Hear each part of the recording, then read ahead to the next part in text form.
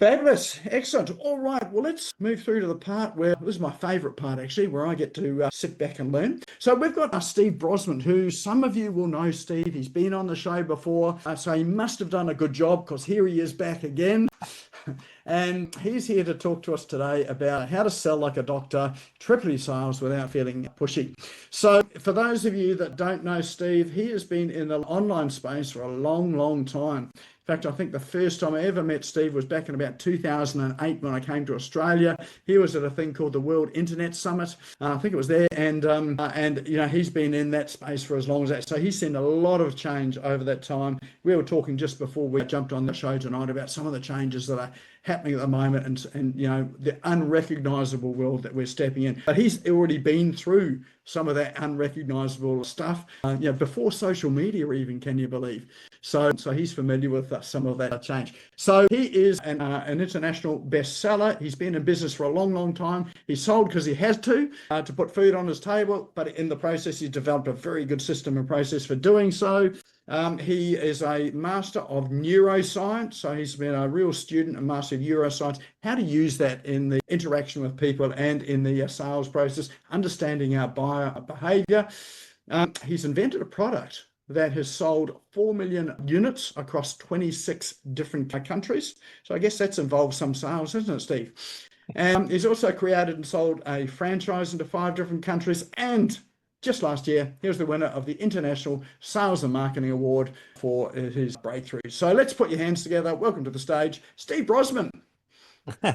Hey, Nick. Hey, everybody. Great to see some familiar faces here. I'm going to get straight into this because I've got a lot to get through and I've got some real cool things to share with you.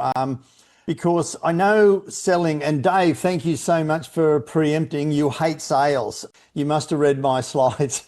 Because what we're going to go through is how to take the selling out of selling and have more people ask to buy. And that's a fantastic place for us to get into. Now, I'm going to try and hit the right button because Nick's slides are different. Have I got the right button for you, Nick? Is that just the full screen? Yep, that's the full screen. Okay. All good. Great. Okay. Now, I'm going to ask you a question. I'm going to ask you to be fairly interactive all the way through. How is your relationship with selling? If I was to ask you or mention selling or sales, what's the first 1 or 2 words that just jump into your head? Just type the first thing that comes into your head when I say sales or selling. I want to find where the chat's going. Okay, uncomfortable. Making new friends, fantastic. Intrusive, excellent. A lot profit. Well, that's a damn good answer. Fantastic. Now, the next question is, how much do you love the sales part of your business? Now, one would be the bottom. You don't really like it too much, intrusive. And the other one is, I absolutely get up every day and can't wait to have a look at the sheet and see how many sales conversations that I've got. Somewhere between 1 to 10. And a lot of it is, yes, love it. A lot of it is not so much. Cool. Now, the question is, how do you want to be seen? And this is one of the typical, before the internet came out, the typical images of a salesperson, somebody who's knocking on the door, or as we see them now, knocking on our screen or our phone and saying, hey, listen, I've got something, do you want it? Or do you want to be seen as the helper? We all want to be seen as the helper. Doing live events, I would say, how many people here love with a passion selling themselves? And everybody would drop their hands except for maybe 1 or 2. And everybody would say, no. And I'd say, how many people here love serving people and helping people? And everybody would put their hand up. Because my definition of selling, I'm not going to slow down, it is professionally servicing other people's needs. That's the first part, professionally servicing other people's needs for a mutually beneficial gain. They got what they come for and you get well rewarded. When you live and die by that definition, selling should never, ever feel as if it's pushy or sleazy. Unfortunately, what we've been focusing on for the last 1,800 years is selling. I'm going to turn that all around. Improving your sales results is the fastest, most cost-effective way to improve your business. All of these arrows here are prospects that have come to your front door, but they haven't bought. Somehow, somewhere, you're paying for those prospects, whether it's marketing, advertising, paying for networking, spending time on social media. That's all costing you to get those. And unless you're getting them to the bullseye, they are costing you. They are the biggest expense in your business, not converting those sales. And what if you just converted a few more? That would make a massive difference, paying no more for attracting them. But if all you did was learn how to have the right conversations with the right people and have them buy, then that's going to dramatically change your business without spending an additional cent. Now let's give some of those arrows some names. Think about it. How many of you in the last 3-6 months have you had a conversation with somebody? You've had a great conversation with them. You know that you could add value to that person's life and or business. You know that they should be working with you. You think that they're going to buy, and then all of a sudden they walk away. They walk out the door.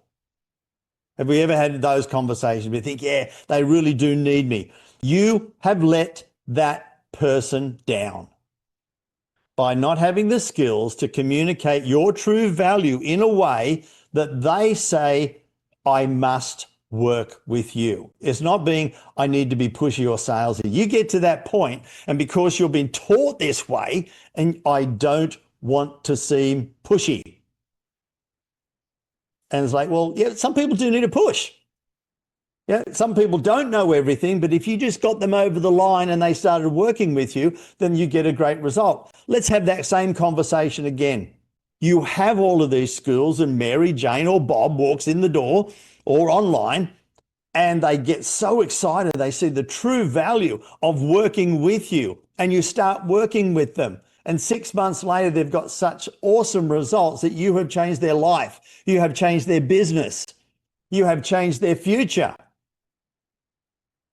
But if you didn't have the right skills to have that conversation for them to start with you, you would not have changed anything. Because everyone you don't sell to is somebody who doesn't benefit from your knowledge, your skills, or your expertise. Anybody that walks out the front door and says, yep, I'll come back later. I opened my own health club, 23rd of August, 1983. And in the training with all of my team, I said, you do whatever it takes without being obnoxious and pushy to get that person started today. Because I knew that if they said, yeah, this is fantastic, I'll be back, I would not see them until 6 months later up the street. They're 6 kilos heavier, and the only exercise they would have got was to run across the road to avoid talking to me. And I would look at them and I would say, I am sorry, I have let you down. I did not get you started. I did not have the skills, because I was taught all those crappy sales stuff.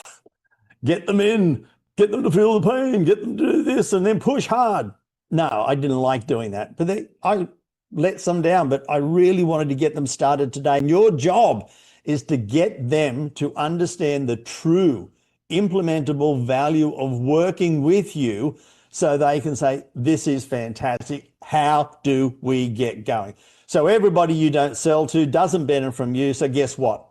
Stop being selfish, sell more, help more. It's that simple. Because the equation is easy and the problem is obvious. It's obvious.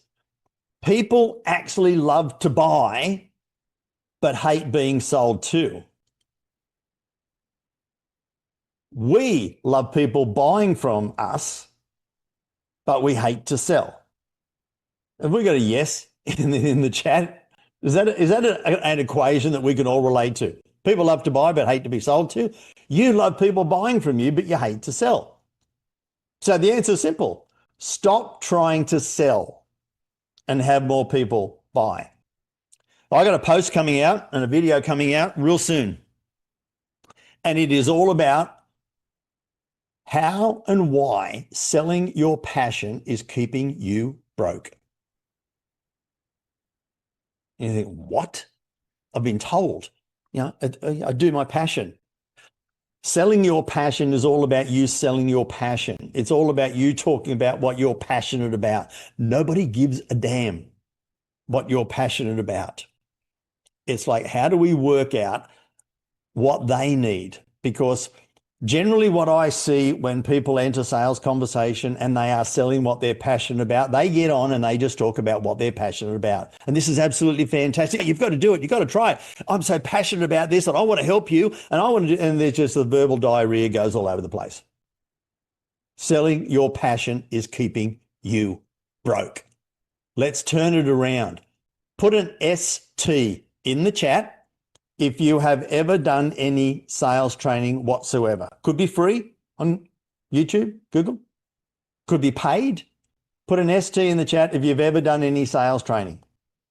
And I think most of us, and I've paid thousands, and I've paid tens of thousands of dollars on sales training.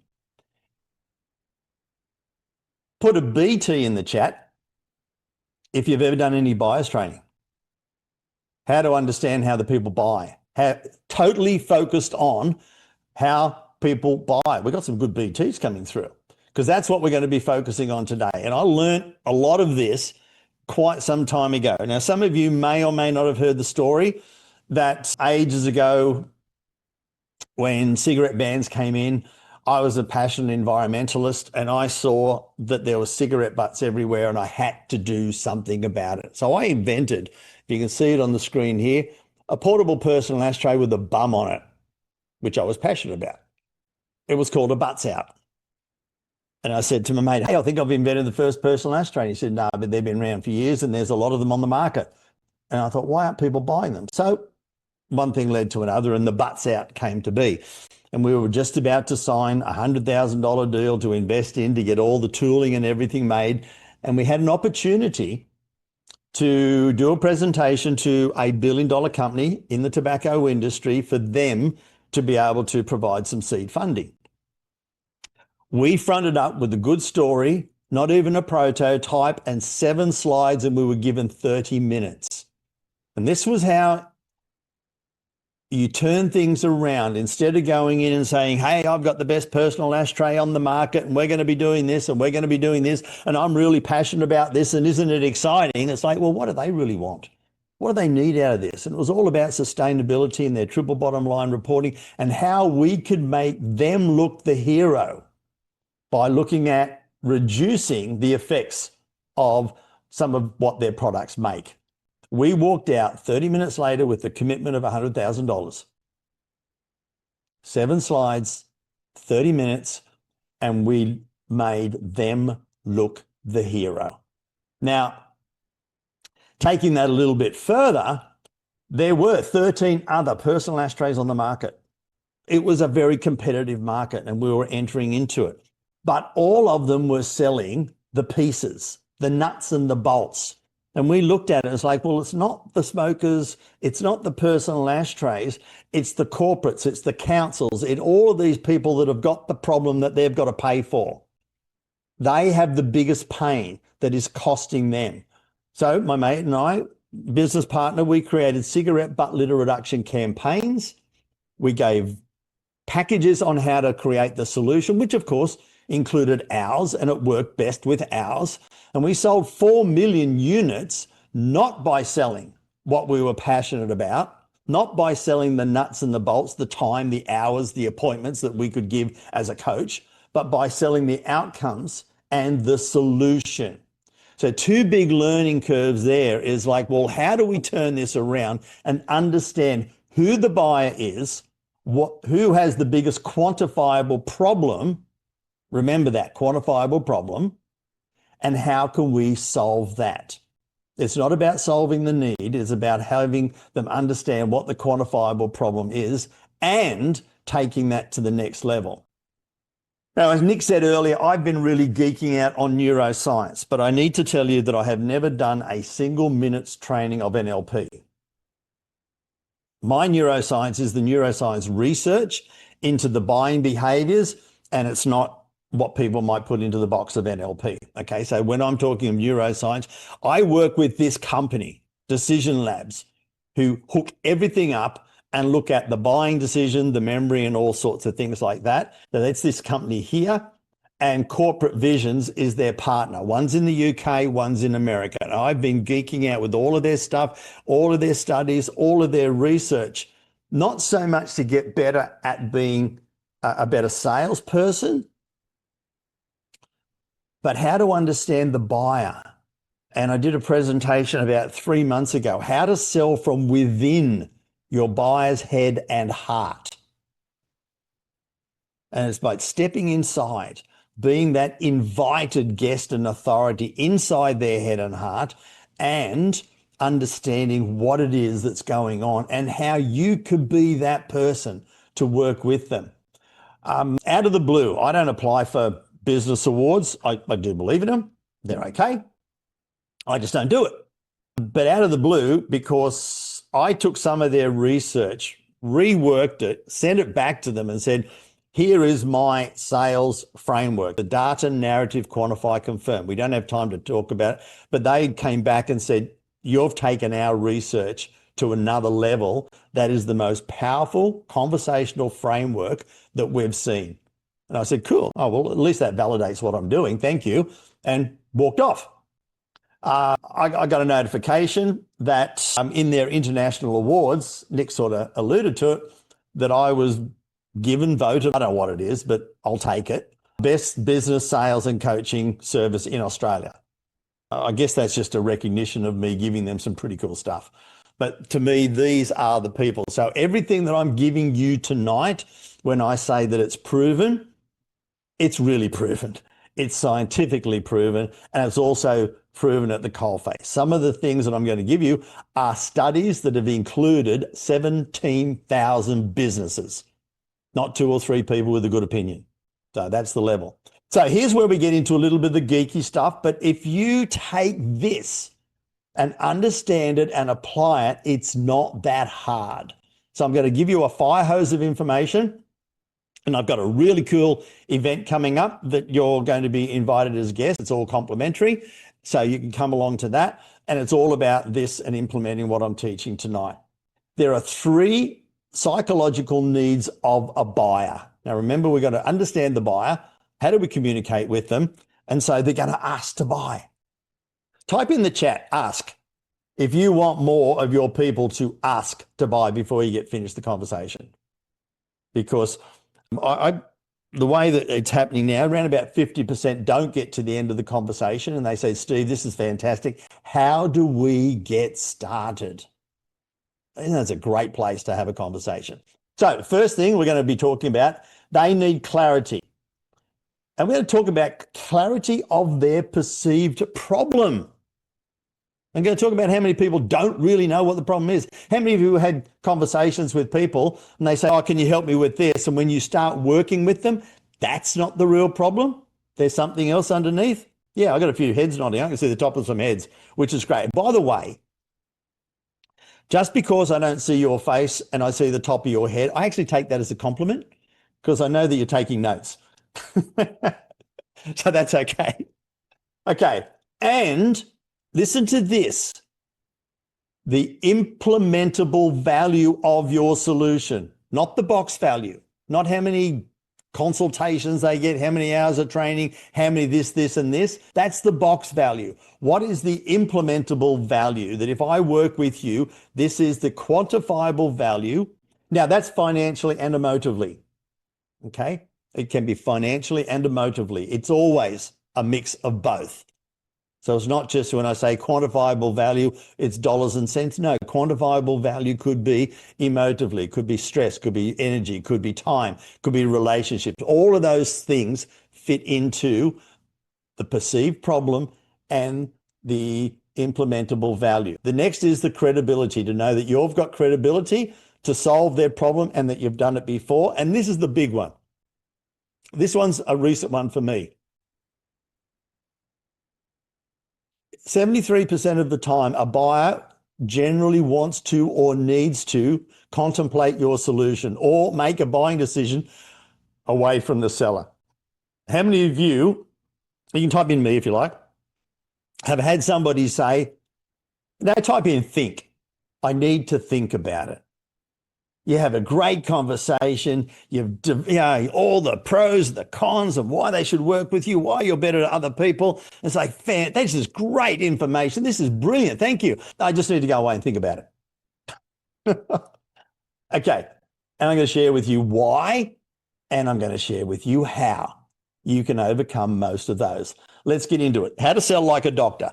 Now, a doctor is full of a waiting room with people with symptoms.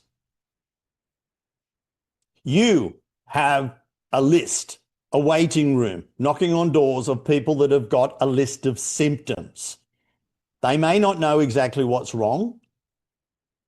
Just like going into the doctor's surgery. You don't walk into the doctor's surgery and say, hey, doc, I think I've got rhinosinusitis and I need a dose of amoxicillin, please. You go in and you say, I got a runny nose, I got a cough, I'm barking like crazy and I can't sleep, I got a headache. What can you do? Okay. Many of your people that start talking about, I've got this wrong, I've got this wrong, I've got this wrong, most will jump into fantastic, I've got this product I'm really passionate about and I can help you. But the problem is the research over 17,000 companies, 47.5% of people who enter a buying decision don't really know accurately what's wrong. They don't want it fixed. They just want the symptoms eliminated or reduced. I have these things that are going wrong. Can you fix them, please? And then it's up to you to really start working out what is the real problem, what are the quantifiable costs of that problem, and what are the costs of inaction, COI, cost of inaction versus ROI. Because you've probably been on a sales call with somebody. Potentially you've done one of these yourself. Somebody will come in and they will say, what's wrong? And you will say, okay, I can fix it. Why work with me? And that's how the sales conversation goes. Is that how most people are taught? Find out what's wrong, tell them you can fix them, tell them why you're good, and then make them an offer. That is all in their head. Most people might find out a few emotive things, but primarily it's all, yeah, I know what's wrong, and then jump straight in. However, there are 4 understands. This is one of the most crucial parts of tonight. 4 understands when you're working with somebody. The first understand is to help them understand their real pain. And we've got scripts and questions and frameworks and all sorts of stuff to help do that, to be able to help them understand their real pain. And you can actually go through identify. Usually it's bigger than what they thought, so it's amplify. And then quantify. When they clearly understand what the pain and the problem is, when they clearly understand what it's costing them, time, effort, money, emotion, whatever it is it's costing them, the quantifiable value of what it's costing them, and what it's going to cost them not to do something about it. Now, I had some stuff going on last year when I had some tests, and the doctor said, no, there's a couple of things going on we need to check. And I said, please check it. And then he said, well, hey, listen, this is what's happening. You probably need to have some more tests. Yep, he outlined what the options were. And I just said, great, they're the options. And I had a clear, identifiable path. You do nothing, that could cost you your life. You do this, things could be okay. Now, most of us will jump in and say, hey, I can fix it and do this. But when you're working with them and have them, and you help them understand what's going wrong, what it's costing them, and what it will cost them not to do anything, and you outline a plan to work with them, that's a different conversation. Now, when you are helping them do this, they get to understand that you understand them. These two here are the 2 most important. When they understand that you understand, it's in their mind, oh, finally somebody who gets me. You are starting to form a real relationship with them. Who is more attractive to somebody? Somebody who understands and cares, or somebody who spruiks, I have a fantastic solution that I'm passionate about? Who is the more attractive? You. If you're the person that has helped them understand and quantified their real pain and their cost, and they get to understand that you understand them, then you've basically got the sale there. And then you take them through the next bit. And then understand the real benefits. What we call here, write this down, the agreed implementable value. I don't have time tonight to go through on how to do it, but this is all they want to buy. They don't buy anything else. They don't buy your box. They don't buy hours of stuff with you. They are only ever going to buy the agreed implementable value. Tattoo that on the back of your hand or on the back of your eyelids. Pick one. I don't really care where it goes, because here's where Pushy comes from. There's your box of stuff. And you have a perceived value of what that box would be. Your box of coaching, your box of products, whatever it is. The prospect would like to pay less down here, starting at 0. What normally happens is you start pushing things into the box, keep dumping stuff into the box to push up the value of the box. And that's where Pushy comes from. If I can keep pushing the value of the box up and keep pushing them towards the box, sooner or later they'll think the box is valuable. Nobody gives a damn what's in the box except you. I'm sorry. No one gives a damn. However, when you're working with them and you can collaborate, and that's the next one I'm going to share with you how to do this later, and your agreed implementable value is up here, you feel great because you've worked with them and they've agreed, well, if we get this done, this is how much it's going to mean to me and or my business. And you're coming down to the box value. That is when you get the agreed implementable value significantly greater than their potential investment. It's like, wow, I'm going to get this and you're only going to charge me this. How the hell do we get started? Yet most people focus on the last one. If they only understand what I did, if they could only understand how I work, they're going to buy.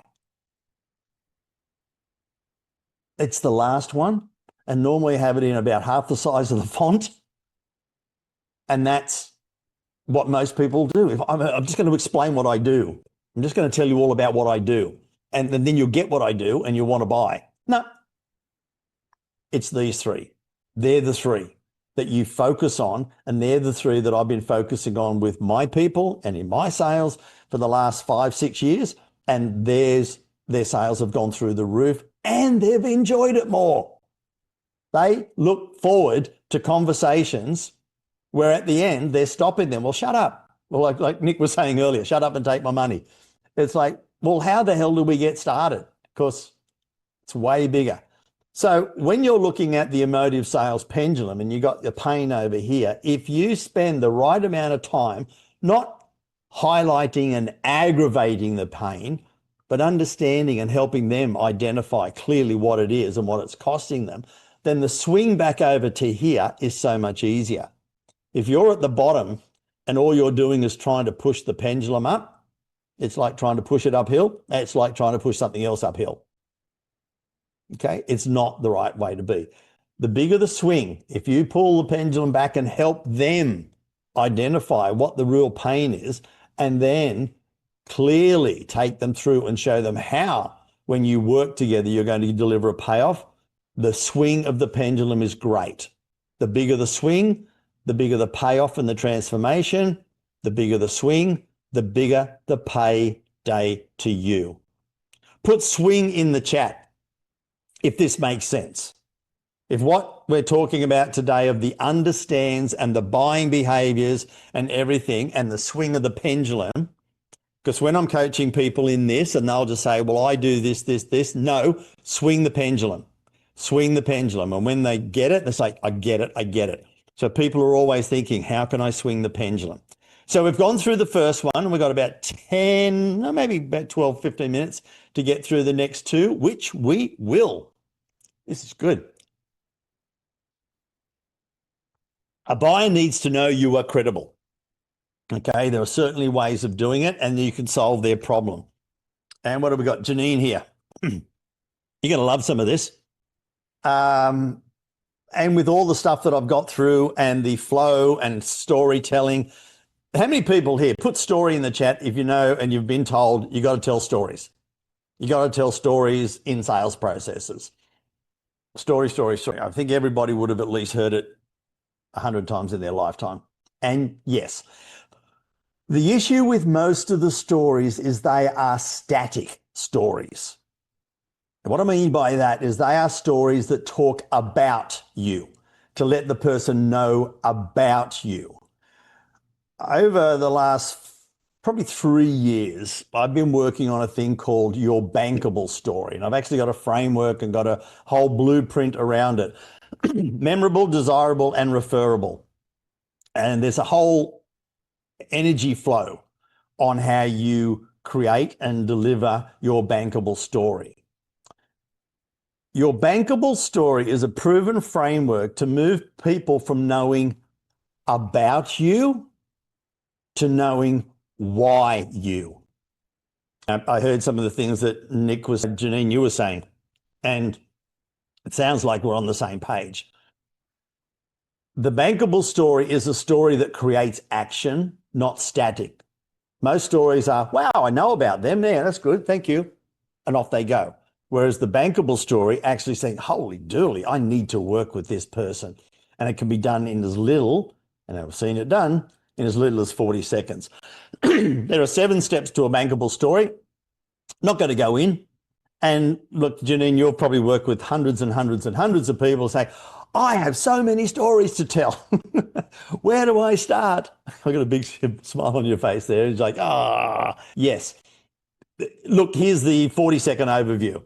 The bankable story starts with the slither of your story that resonates directly with the audience. So they feel JLM, just like me. In the first 40 seconds, the right people listening to it is like, wow, they're just like me, or they're going through the same as me. They've gone through the same as me. Therefore, they will have empathy for me. It's not, wow, you've been to this many universities and had this many jobs. It's impressive. No, the JLM is the first thing. You've got to have them, wow, that's just like me.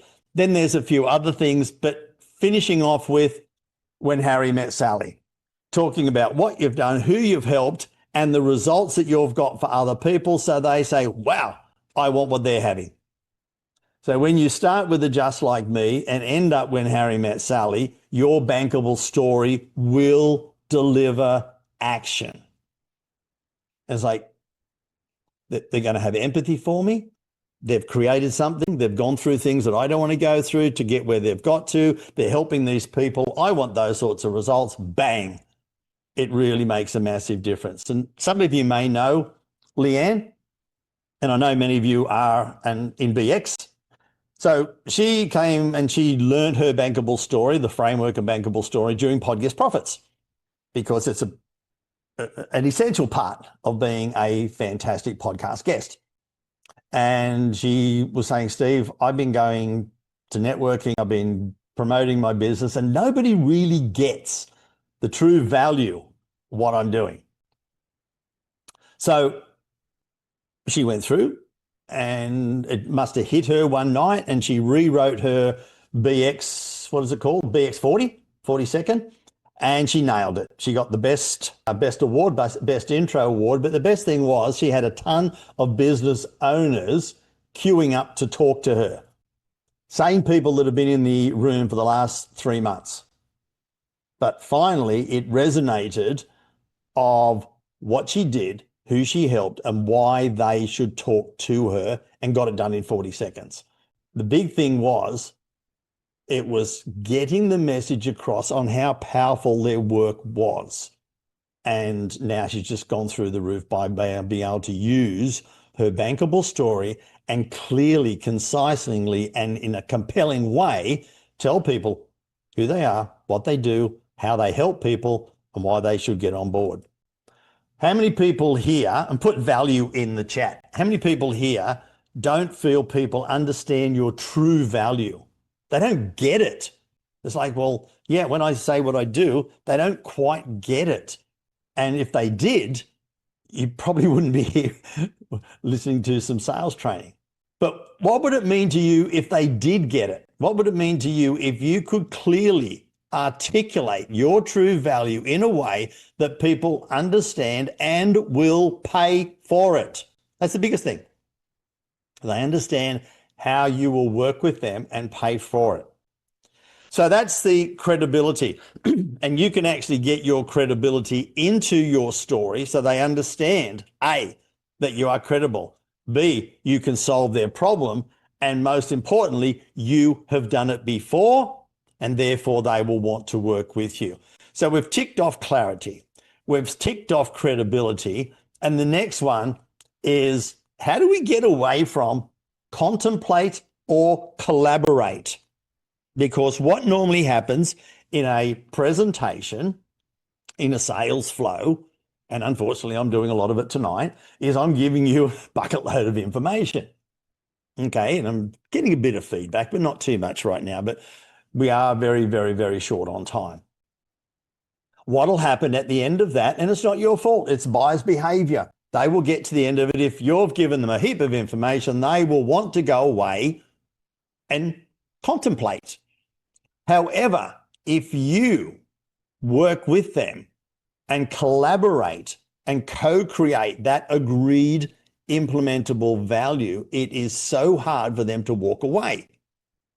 And the biggest thing is, write this down. When they are involved, they invest. I'm going to get rid of these because I'm about to bring something up over the top of it. There are 3 levels of influence. There's imposed influence, collaborative influence, and self-influence. 90+% of all sales conversation fall into imposed influence.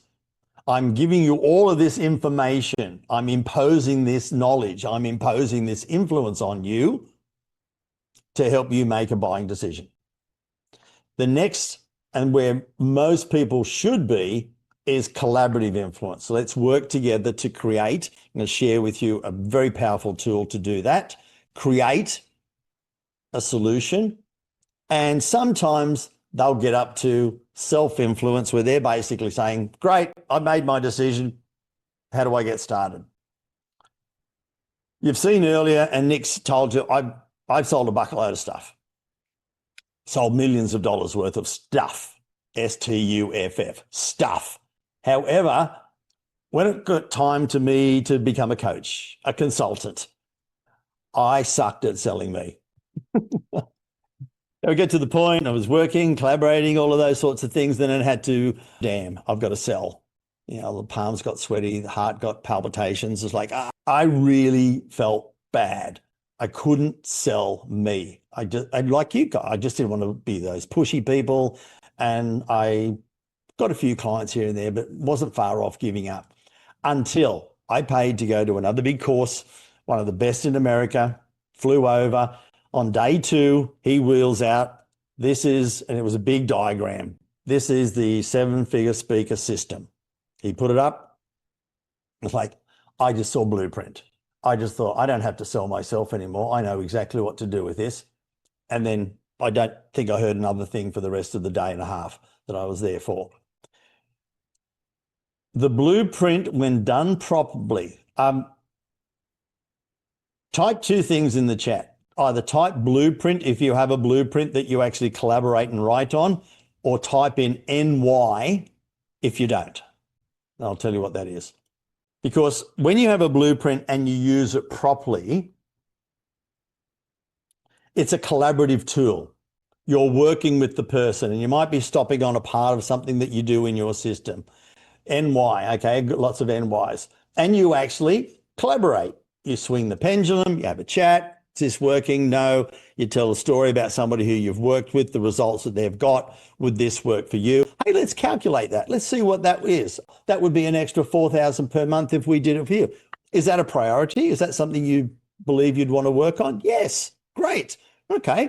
And you said that you've got an issue with this. Great. Tell me a little bit more about that. How's that working? How's it costing you? Great. Swing the pendulum, have a chat.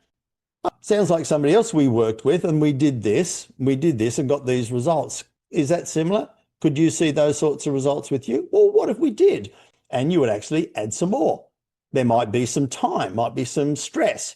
And at the end of it, we've had the chat, we've worked together, and we've co-created some agreed implementable value. And who have we got sitting over there? Doc Christian. Hey, Christian, from what you've said and what we've calculated here, if we put this system into your business, that would be an extra $24,000 per month. That's an extra 72 over the next 3 months. Now, you said these are a priority. Would it make sense that we actually got started on this sooner rather than later? Now, because they've collaborated with you, they've made decisions all the way along, there's nothing really to think about. And because you have collaborated, there might be no, if they say, yeah, it makes sense, we should, there are no objections. There can be obstacles, and you just continue to collaborate to work through it. Okay, this is a bit stretched with money right now. Now, tell me a little bit more about that, and let's see how we can work through that too. So it takes the objection out of it. It takes the I need to think about it out of it.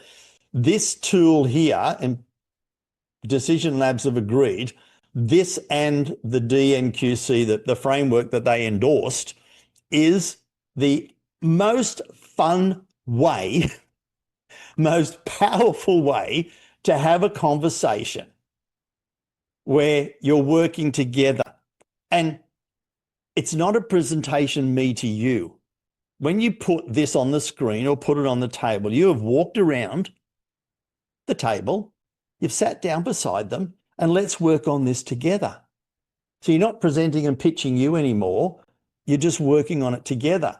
And here's one that I created for somebody up the coast only a month ago. And whoops, there is, okay, it's underneath there. It's a blueprint. And I didn't set the animations right with this. And he told me 4 days ago, Steve, whenever I use my blueprint, something happens. I get a sale or I get a referral. Because they see what it is, they see them collaborating together, it makes sense, the agreed implementable value is significantly greater than any investment, and it just happens. I've got the NeuroFlow. It's the scientific model that only the highest level we get to work through, but it's all about the three main phases, understanding the buyer and having an enjoyable conversation. Type in fun in the chat if you would like to have a sales conversation that is actually fun for you and the prospect. That's what we call sales bliss, when you both enjoy the conversation and they are excited to buy. Now, the reason I got you to type in NY, it's you've either got a blueprint or the NY stands for not yet. Because having this powerful tool does two things. It gives you a framework to collaborate on and enjoy the conversation where you're collaborating with that person and they're really seeing the value. It also takes you up a level in authority.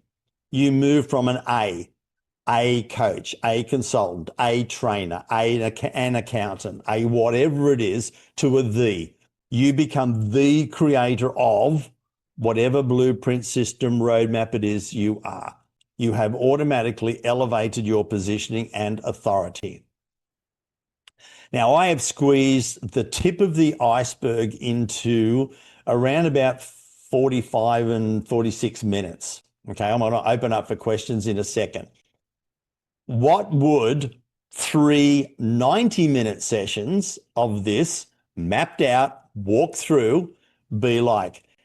Now, I know you're all Aussies and you're all going to say, but Steve, it's winter.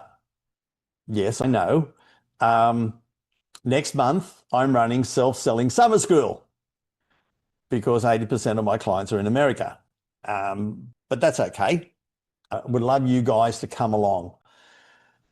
Day one is all about how to sell without selling your soul. A lot more mindset, a lot more deep into what we've gone through tonight.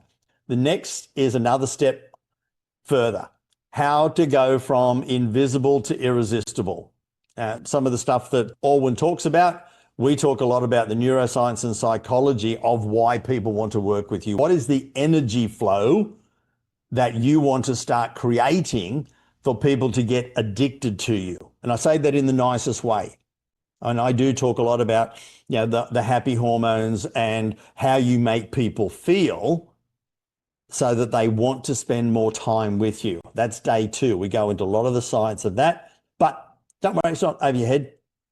I don't go into too much detail, but I break it down nice and easy. And then the last one is all about the last part of what we were talking about, how to have conversations that sell themselves. Okay, it's not about selling. Okay, Dave, I'm hoping you're getting a little bit of comfort now that there is light at the end of the tunnel. You can actually enjoy a sales conversation and still make good sales. It's all about reframing and saying, you know what? You're a person that want to help people. You're all people here to want to help people. My goal in all of this, my goal in setting up the summer school is for more people to help more people and enjoy the damn process. So Nick, you've got the link if you want to drop that in the chat. General admission is free. So you can come along for free for the 90 minutes each day. I think it's Wednesday, Thursday, Friday. I'm in trouble because the 11th is my sister's birthday and the 13th is my brother-in-law's birthday. But that's okay. I'll talk to them at lunch. The QR code's there. You can go and register. Now, here's what I do recommend for those of you who do want to make a difference. There's the VIP experience. At the end of the 90 minutes, I kick everybody out, and those who have joined the VIP will get to come. You get to ask questions, you get mentoring, you do Q&A, and if we've got time, we've got some hot seats, okay? You get that each day. That in itself is valuable. That's equivalent to some of my highest level training. All the videos, so if you can't make it to some of it or all of it, or you just want to watch it again, because you may have noticed I throw a bucket load at you in a very short period of time. And if you want to go back and watch the videos and digest it that bit more, that's okay. And you get a special workbook to work through. Now, there we go. That is for the general public. And if nobody else tells, it's 97 USD. I've set up a special code, Nick Oz. Nick Oz, remember that? So if you go through and click through and you're going to get the, thanks Nick, putting in there, you're going to get the VIP, you get it in Australian dollars. I think it worked out, I put it in about 62 US dollars. So that works out, you're only paying in Australian dollars. So you get everything. You get the 3 days of general admission, you get the 3 days, 1 hour of VIP group mentoring and advanced. Then you also get the replays and you get the workbook. That's it. That's what I've got coming up. And if you are interested at all in really improving your sales, it's going to be the most down-to-earth, most powerful sales training you will get. If you do know anybody and I know a couple of people have been affiliates for me here, reach out and email me. I think I've got my email saved here. Or give me a call. Yep, here it is. My email, and give me a call. And you're going to be able to save the chat, answer your questions. There we go, Nick. Pretty well got it to the 50 minutes. We started a little later. That's okay. Who's got some questions? Don't be shy. We don't have time. No, we've got a couple of minutes left for questions and whatever. So yeah, question, comments, feedback. How is it different to what you're doing at the moment? What will you take away that you'll be able to implement and maybe do things a wee bit differently? So any questions? Hands up. Just unmute. Ask away. Paul. Yeah, hi, Nick. Sorry, I'm still looking for the hands up signal. Steve, great presentation. Thank you so much. Would you be happy to share your slides with us, those of us who are here tonight?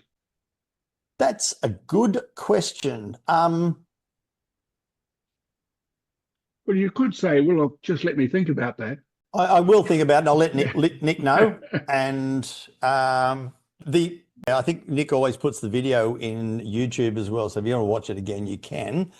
But I will definitely think about it. All right. Thanks very much, by the way. It was great. Much appreciated. Okay, Paul. Cool. Dave. Yes. I can see your hand. Hi, Steve. Yeah, just a quick one. From when you were talking about, I think you termed it the quantifiable value of what you're selling. So instead of the box price, what it's actually worth. That sort of made me think a little bit about what I'm putting it out there. As a startup, you always think we'll go on the lower end, but I think the value is going to be much higher than what's currently out there. So would you put that as a total number then, as to what the value of the, say, program is going to be, or what they feel it's worth? Or would you put it at a weekly price? So would you go, it's worth this much for the program, or it's going to be this much a week or a month or whatever? See, some of the value, I heard one or two lines about what you're delivering are going to be intangible values. What would it mean to you to have the boys in the program not smash the window? And I'm just making this up, mate. I could be totally off. You not smash the windows, not do this, and not take 47 teachers, 3 hours a week. Quantify that as like, well, 3 teachers, 5 hours a week. That's this much. That's a quantifiable, agreed, implementable value that's not necessarily the value of the box. Yeah. So if they're saving X number of hours on teachers not doing things because your program has turned these kids around, or what other quantifiable values that they could see, that's not a price of the program value. No. See, that's when you actually could build a blueprint on, here is my system for working with kids in high schools. We do this, we do this, we do this, we do this. Imagine if, and write on it, if these kids didn't do this, what would it mean to you? What would it stop? What would you save money on? Great. Imagine if we were getting these kids to be more productive, they do more work, and they went out in the life and got jobs later on. Would that be a greater value to the community? Yes, it would. And then, to achieve all of this change in the school and the community, it's only going to cost this much. It's like, wow, this is fantastic. But most people would say, well, you get 3 lectures a week and you get this and you get this. Yeah, that's what I was getting at. Yeah. So you'd avoid that. Yeah. You can still have the cost of the box. I'm not saying don't ever have the cost of the box, but if your implementable value is significantly greater than, and you walk in instead of saying, hey, I've got a good idea, but I have a roadmap and a system to be able to do it, have a look at it. It's like, wow, you really have thought about this, haven't you? The minute you have a visual, your communication and your positioning changes. Yeah, right. Okay, thanks. Yeah, cool. Hope that's helped, mate. And I take my hat off to what you're about to do. Yeah, thanks, man. A lot of help. And I'll see you for that summer school. I've got the QR code scanned in, so. Fantastic. See you there. It'd be great. Good to see you there. Hey, Janine, how are you? Hey, Steve. Oh, we're so much on the same page.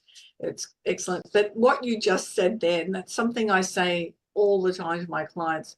What does it look like? Give me an image. What does it look like? And that's really hard to explain exactly what it looks like, the result for that person. And until they can give me something that is tangible, actually tangible, that everyone can see, we still keep working on it. But you just said it then to Tim, is what does it look like? Yeah, and you would tell your people exactly the same as I tell mine. Speak in pictures. Yeah. Because we absorb images 60,000 times quicker than actually words and type.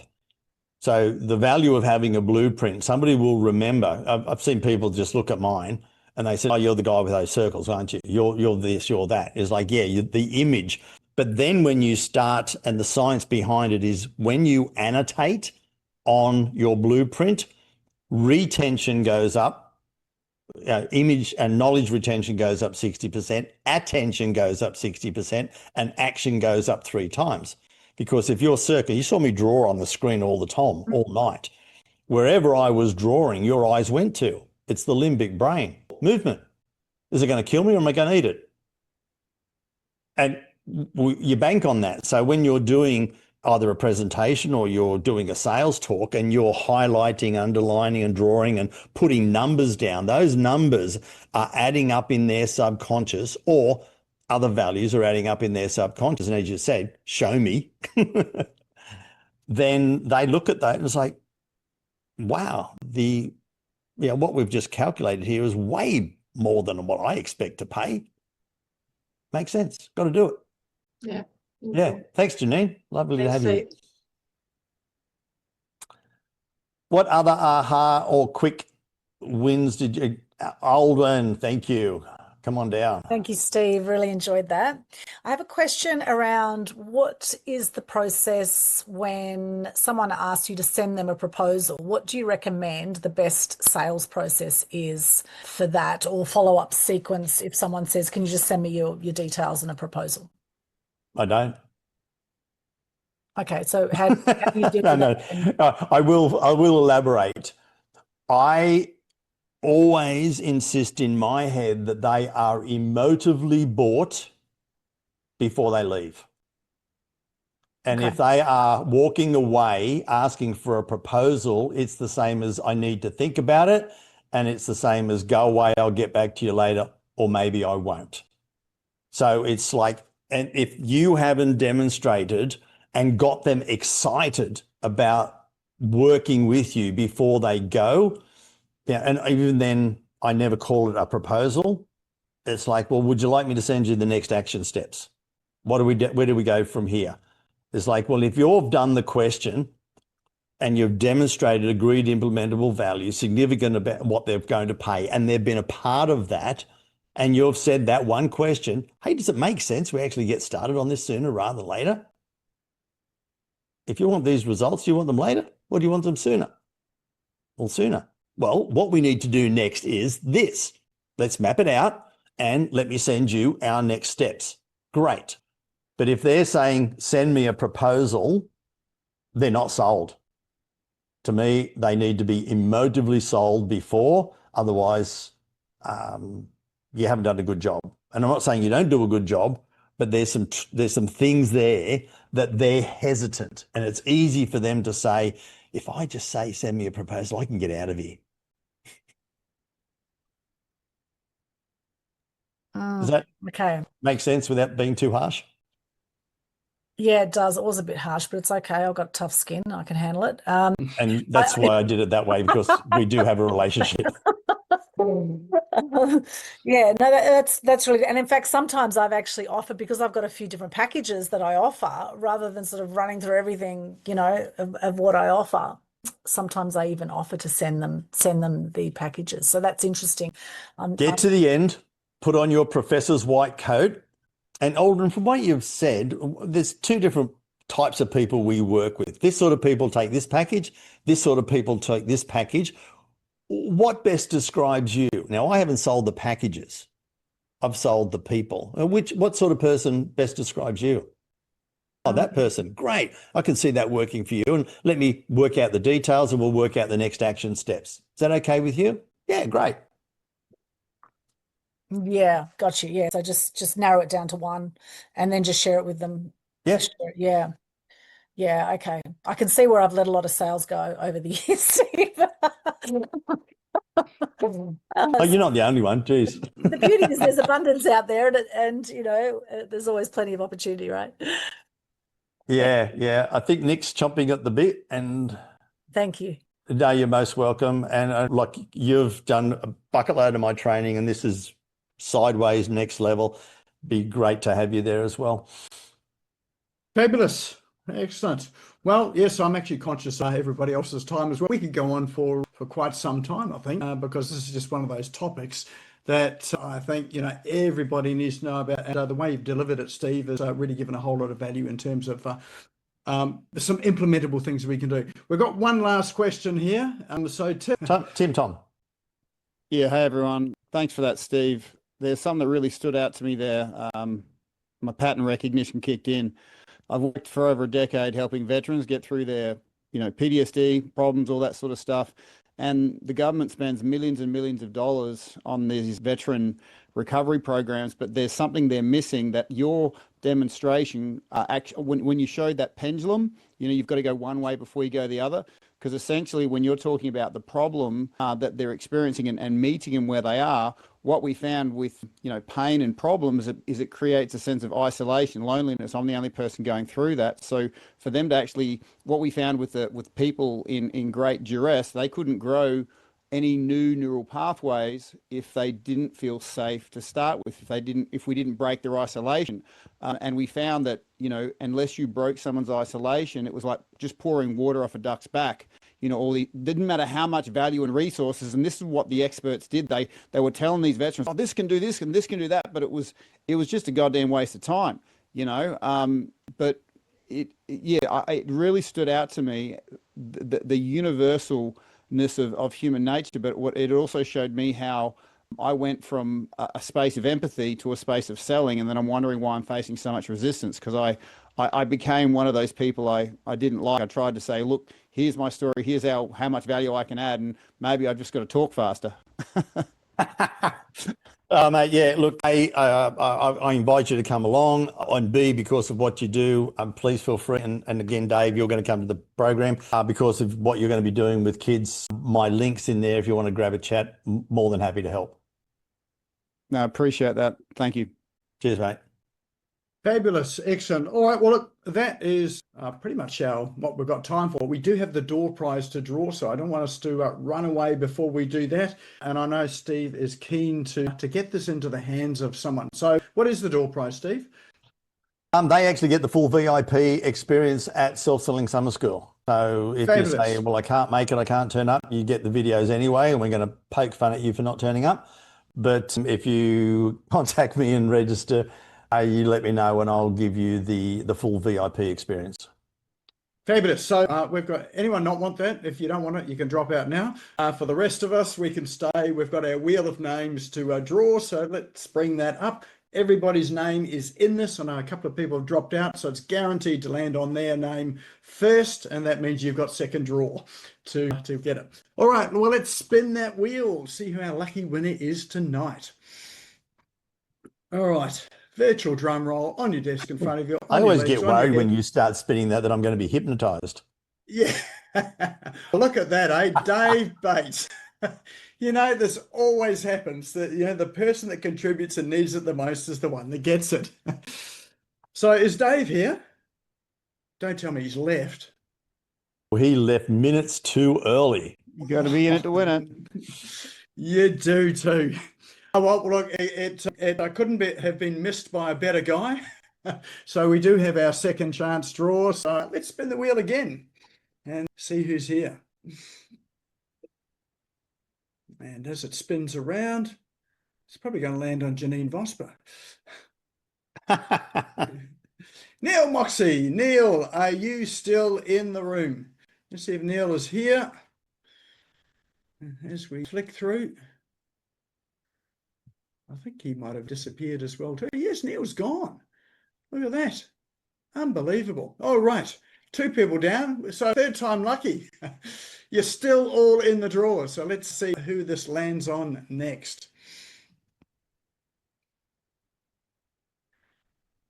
And it'll be Tim Thomas. Fabulous. Excellent. So well, that couldn't have gone to a better person, I'll tell you. Exactly. Yeah, you've still stuck around, haven't you, Tim? There he is. Oh, he's still here. Definitely. Fabulous. All right, so you get that VIP ticket. So we'll organise that, how we do it by email or whatever, so you get that full experience. All right, well, that just leads me to say thank you, Steve, for coming on and over-delivering once again. Really appreciate you coming on. If you did enjoy that, and if you do want the slides, the best way to get it before Steve decides about how that works is on the replay, which will be up on the Smashco YouTube channel tomorrow afternoon. If you haven't subscribed, now's a good time to go and subscribe. And there's a little bell when you subscribe. If you click that, then you'll get a notification as soon as the video is available. The link for the YouTube channel is in the chat now. Now's a good time to save the chat. So those 3 little dots on the top right-hand side, that'll save it. When you do save it, there'll be a link that'll say, if you click on it, it will take you to where you saved it. So you don't have to wonder where it vanished to on your computer. We'll be back here next week, same time. And next week, we're going to be talking about CRMs. So that's my session. I'll be talking about CRMs. And in fact, if you're curious about it, I'll be talking about Go High Level in particular, but also looking at what you can do with sort of some of the technology that's around these days. All right, well, that's our session for tonight. Thank you, everyone, for coming along. Thank you, Steve, for your presentation tonight. And, Thanks, Nick. Let's go out and have a good night. All right. Cheers. Thank you. See you all. Bye.